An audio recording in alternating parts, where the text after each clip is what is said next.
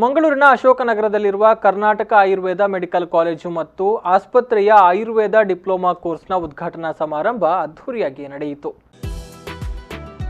ಮಂಗಳೂರಿನ ಅಶೋಕನಗರದಲ್ಲಿರುವ Karnataka Ayurveda medical college ಆಸ್ಪತ್ರೆಯ ಸಭಾಂಗಣದಲ್ಲಿ ಆಯುರ್ವೇದ ಡಿಪ್ಲೊಮಾ ಕೋರ್ಸ್ನ ಉದ್ಘಾಟನೆಗೊಂಡಿತು. ಇನ್ನು ವೇದಿಕೆಯಲ್ಲಿ ಗಣ್ಯರು ದೀಪ ಬೆಳಗಿಸಿ ಉದ್ಘಾಟಿಸಿದರು.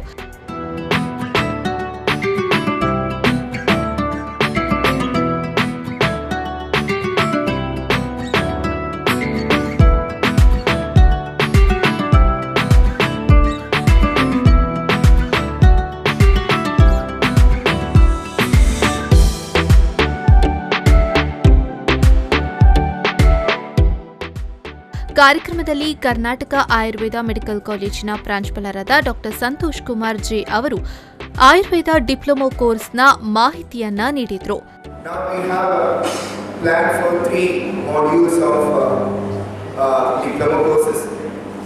The first module would be the diploma in Ayurveda nursing, pharmacy and Panchakarma therapy. The course will be of duration of 1.5 years with 1 year of study and 6 months of internship. The second module would be the diploma in Ayurveda nursing and pharmacy, which is of 1 year, where the students will study for 6 months of study as well as 6 months of internship. The third module would be of diploma in Ayurveda Panchakarma therapy. So again, 6 months of course and 6 months of internship for those students. So this diploma, as we know, it can. ಕಾರ್ಯಕ್ರಮದಲ್ಲಿ ಕೆಇಸಿಪಿ ಆಡಳಿತಾಧಿಕಾರಿ UK Khalid ಅಧ್ಯಕ್ಷತೆ ವಹಿಸಿ ಮಾತನಾಡಿದರು. ಸಾವಿರಾರು ಆಯುರ್ವೇದ ವೈದ್ಯರು ನಮ್ಮ ಸಂಸ್ಥೆಯ ಮೂಲಕ ಹೊರಹೊಮ್ಮಿದ್ದಾರೆ. ಇದು ನಮಗೆ ಹೆಮ್ಮೆ ಹಾಗೂ ಸಂತಸದ ವಿಚಾರವಾಗಿದೆ ಎಂದು ಅವರು ಹೇಳಿದರು.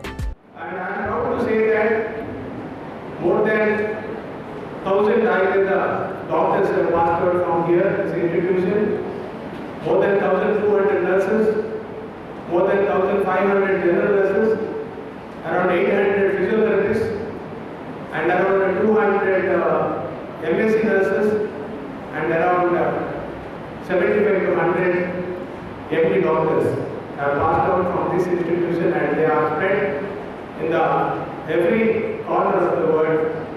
And I feel proud whenever they call just to say hi.